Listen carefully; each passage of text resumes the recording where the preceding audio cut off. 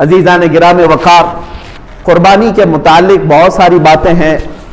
اب احادیث کی روشنی میں تھوڑی سی باتیں عرض کر دوں.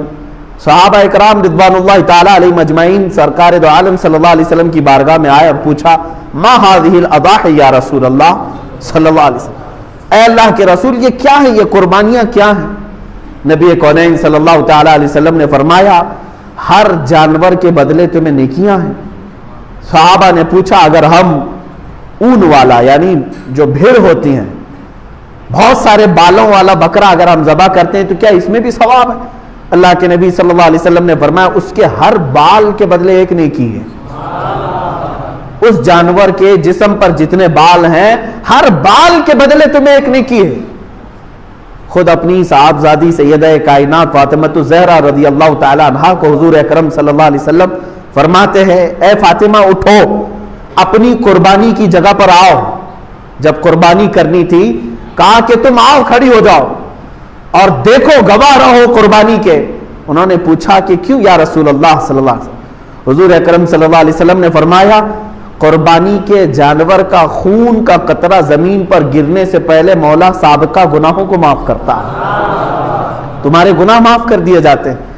تو حضرت فاطمہ نے یہ بھی پوچھا یا رسول اللہ صلی اللہ علیہ وسلم یہ صرف اہل بیت کے لیے ہے یا سارے مسلمانوں کے لیے؟ رسول کریم صلی اللہ علیہ وسلم نے فرمایا فاطمہ میرے گھر والوں کے لیے خاص ہے اور تمام مومنین کے لیے عام ہے، سب کے لیے ثواب ہے کہ تم اپنے جانور کو ذبح کر رہے ہو تو پھر اس کے خون کے قطرے زمین پر گرنے سے پہلے تمہارے سابقہ گناہ بخش دیے جاتے ہیں. اب قرآن کی آیت کی طرف بھی اگر آپ آؤ 17ویں پارے میں سورۃ الحج میں اللہ تعالیٰ فرماتا ہے لَن يَنَالَ اللَّهَ لُحُومُهَا وَلَا دِمَاؤُهَا، تمہارا گوشت اور تمہارا خون اللہ تک نہیں پہنچتا ہے، یہ گوشت اور خون نہیں پہنچ رہا.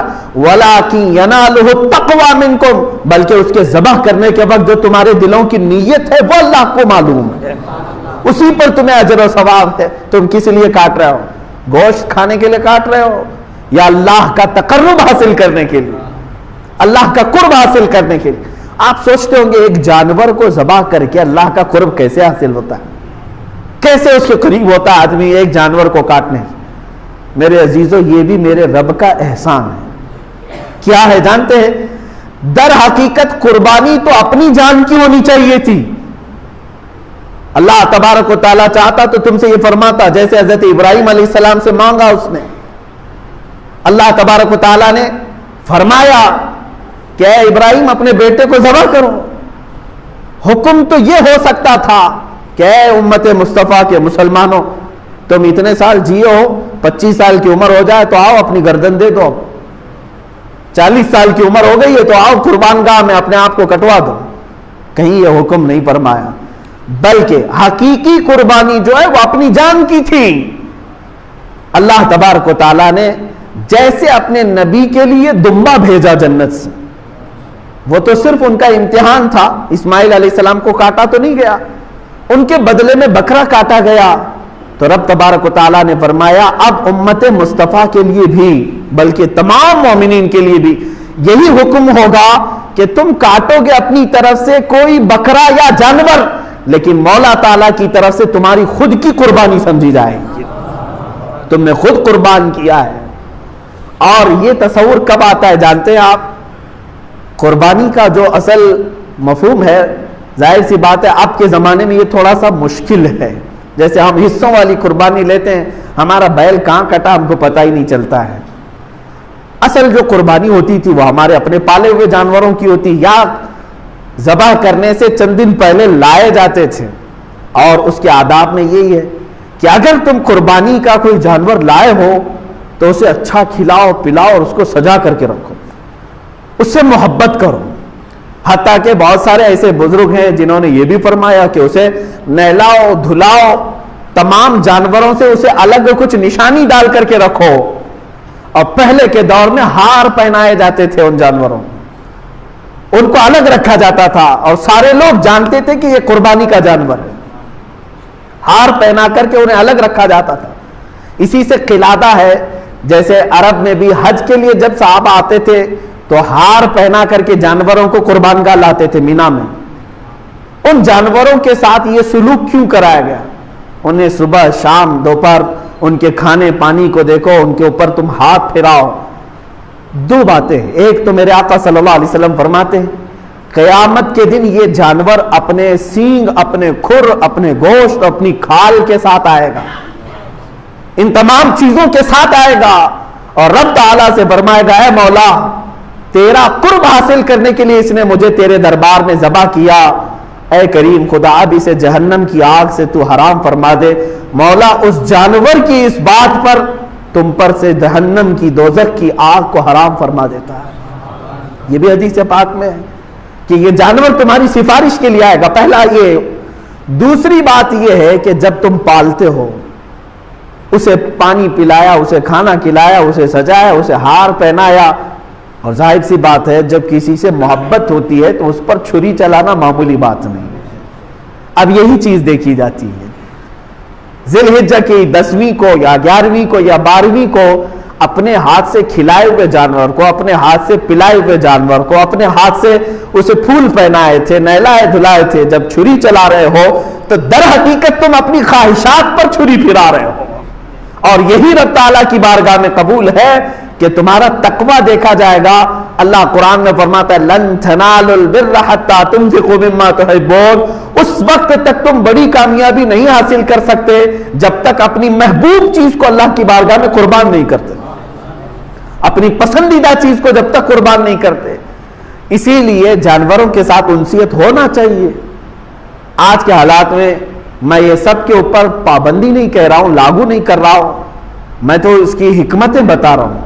جس کے لیے ممکن ہے وہ کرے، اور جس کے لیے ممکن نہیں ہے ظاہر سی بات ہے وہ دور دراز میں بھی قربانیاں کرتے ہیں، وہ جائز ہے۔ مثال کے طور پر یہاں بیٹھ کر کے اگر کوئی مکہ مکرمہ میں قربانی کا اپنے کو کسی وکیل کو بنایا ہے، وہاں اگر اس نے قربانی کیا تو تمہاری قربانی ہو جائے گی۔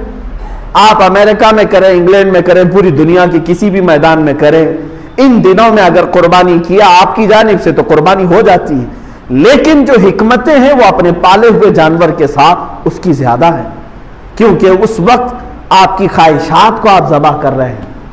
اور ایک بات یاد رکھیں، اللہ تبارک و تعالیٰ نے حضرت ابراہیم علیہ السلام کو بھی کچھ ذبح کرنے کا حکم فرمایا تھا۔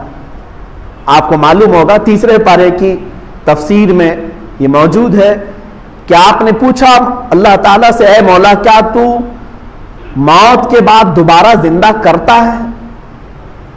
رب تعالیٰ نے فرمایا ابراہیم کیا تمہیں یقین نہیں ہے میرے زندہ کرنے پر میں دوبارہ اٹھاتا ہوں؟ ابراہیم علیہ السلام نے کہا اے مولا کیوں نہیں یقین ہے؟ یقین ہے بالکل، موت کے بعد تو زندہ ضرور فرماتا ہے، لیکن میں چاہتا ہوں کہ اپنی آنکھوں سے ایک بار دیکھ لوں، اپنی آنکھوں سے دیکھ لوں۔ یہ قرآن کی آیت ہے وَإِذْ قَالَ إِبْرَاهِيمُ رَبِّ أَرِنِي كَيْفَ تُحْيِي الْمَوْتَى قَالَ أَوَلَمْ تُؤْمِنْ قَالَ بَلَى وَلَكِنْ لِيَطْمَئِنَّ قَلْبِي۔ مولا اس لیے میں عرض کر رہا ہوں کہ میرے دل کو اطمینان ہو جائے، ایک بار دیکھ لوں۔ اللہ نے فرمایا ٹھیک ہے، تمہیں دکھایا جائے گا کہ مردوں کو زندہ کیسے کیا جاتا ہے۔ فَخُذْ أَرْبَعَةً مِنَ الطَّيْرِ، تم 4 پرندے لے لو۔ رب تعالیٰ نے کیا فرمایا؟ 4 پرندے لے لو، انہیں ذبح کرو، اور ذبح کر کے ان کے پورے گوشت کا قیمہ بناؤ۔ 4 الگ الگ قسم کے پرندے ہیں، ان کا گوشت پورا مکس کر کے قیمہ بنایا، اس کے 4 حصے کی الگ سب مکس تھا، اور حکم ہوا کہ 4 پہاڑوں پر تھوڑا تھوڑا سا گوشت رکھ کر کے آؤ، اور پھر زمین پر آ کر وہ 4 پرندوں کے منہ، ان کے سر اپنے پاس رکھو اور آواز دو ان پرندوں کو۔ ابراہیم علیہ السلام نے ہر پرندے کا نام لے کر کے آواز دی۔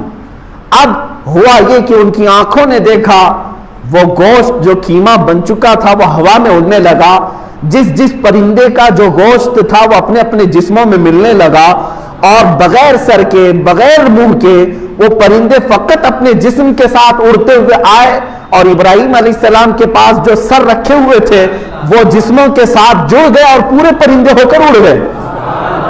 یہ واقعہ کوئی ہماری کہانی نہیں ہے، یہ قرآن کا واقعہ ہے، قرآن کہہ رہا ہے۔ اللہ تعالیٰ نے یہ جو فرمایا، اب اس کے متعلق جو کچھ حکمتیں ہیں، میر عبد الواحد بلگرامی رضی اللہ تعالیٰ عنہ سبع سنابل شریف میں فرماتے ہیں وہ 4 پرندے جو تھے اس میں سے ایک کوا تھا، ایک مرغا تھا، ایک کبوتر تھا اور ایک مور تھا۔ یہ 4 پرندے، ان کے نام یاد رکھنے کے لیے اس لیے میں کہہ رہا ہوں کہ ہر ایک کی اپنی اپنی ایک خصوصیت ہے۔ ابراہیم علیہ السلام نے کیا کیا لیا؟ کوا لیا تھا، مرغا لیا تھا، اور کبوتر لیا تھا، اور مور لیا تھا۔ یاد رکھیں یہ 4 پرندوں، اور ذبح کیا ہے، ذبح کیا ہے۔ قربانی کی بات ہے اس لیے میں بات عرض کر رہا ہوں۔ 4 پرندوں کو کیوں ذبح کیا آپ نے؟ یہی 4 پرندے کیوں تھے؟ اب اس میں صوفیہ اکرام فرماتے ہیں اس لیے کہ ان 4 پرندوں کی کچھ عادتیں ہیں۔ کوا لالچی بہت ہے، لالچ بہت ہے، جتنی بھی چیزیں ڈالیں پھر سے اس کے اندر لالچ ہوتی ہے۔ مرغے کے اندر شہوت بہت زیادہ ہے، شہوت بہت زیادہ ہے۔ شہوت کہتے ہیں یعنی جنسی سکون حاصل کرنے کے ذریعے ڈھونڈنا، میل فیمیل کے ساتھ تعلق قائم کرنا، مرغے کے اندر شہوت بہت زیادہ ہے۔ تیسرا پرندہ ہے کبوتر، اس کے اندر دوستی کرنے کی عادت بہت زیادہ ہے، جلدی دوستی کر لیتا ہے اور پھر اپنے مالک کے ساتھ ہی رہنے لگ جاتا ہے۔ چوتھا ہے مور، اس کے اندر دکھاوے کی عادت بہت زیادہ ہے، خوبصورت بہت ہے اور اپنی خوبصورتی کو لوگوں میں بہت زیادہ دکھاتا ہے۔ جب لوگ دیکھتے رہتے ہیں نا تو پورا کھول کر ناچتا ہے، پر پورے کھول کر ناچتا ہے ان کے سامنے، یہ مور کی عادت ہے۔ اب سنیے صاحب سبع سنابل شریف یہ فرماتے ہیں کوے کی لالچ، مرغے کی شہوت، کبوتر کی دوستی اور مور کا دکھاوا، یہ ساری خطرناک عادتیں ہیں، انسان کو تباہی کی طرف لے جا سکتی ہیں۔ لالچ اتنی خطرناک ہے کہ انسان اپنا دین بیچ سکتا ہے۔ آج دین بیچنے والے دکھ بھی رہے ہیں، محض چند سکوں پر، حکومت کے چند ڈالروں پر بڑے بڑے امامے گر گئے ہیں، بڑی بڑی خانقاہیں جوتیوں میں آ گئی، معاذ اللہ رب العالمین۔ عزیزان گرامی، یہ لالچ یہ ہے ان کو بہت نیچے کے درجے تک لے آتی ہے۔ دوسرا ہے مرغے کی شہوت، یہ اگر انسان کے اندر ہے تو پھر وہ جانوروں کی طرح حرکتیں کرتا ہے۔ آپ دیکھیں بہت سارے لوگوں کے اندر جو شہوتیں ہیں، یہی شہوت ہے جو انہیں آوارہ گردی پر لے آئی ہے۔ آنکھیں سلامت نہیں ہیں، دن رات گناہ کرنے کی خواہش، یہ شہوت ہی کا تو مادہ ہے۔ ایک نوجوان اگر یہ سمجھتا ہے کہ ایک لڑکی کو حاصل کر لینا ہی میری زندگی کا کل مقصد ہے تو گویا کہ وہ اپنی پوری زندگی کو ہی سمجھ نہیں سکا۔ مولا نے تجھے کس لیے پیدا کیا تھا اور تو کیا بنا رکھا ہے؟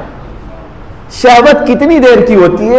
تھوڑے سے چند منٹوں کی ہوتی ہے۔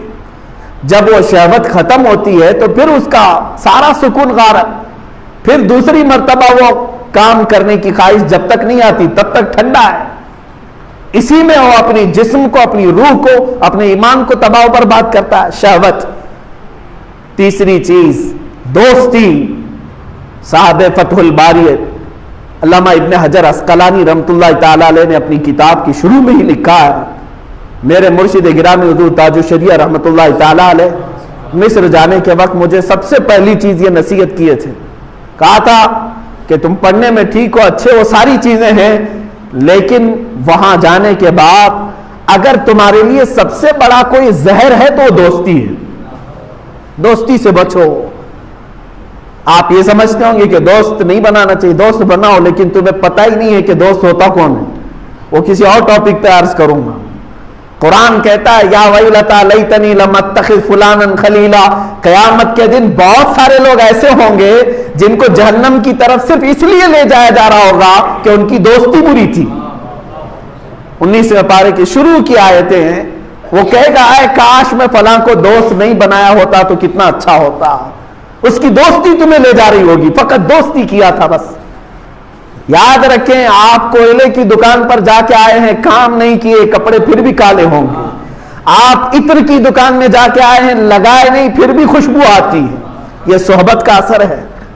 دوست چننا سب کے بس کی بات نہیں کہ کس کو دوست بنائے۔ دوست وہ ہے جو تم اللہ کو بھول جاؤ تو وہ یاد دلاتے۔ دوست وہ ہے جو تم جہنم کے راستے پر جا رہے ہو تو پکڑ کے وہ جنت کے راستے پہ لائے۔ ورنہ دوستی کیا ہے؟ کھانے پینے موج مستی کرنے کا نام دوستی تھوڑی نہ ہے، وہ تو شیطان ہے جو لگے ہوئے ہیں۔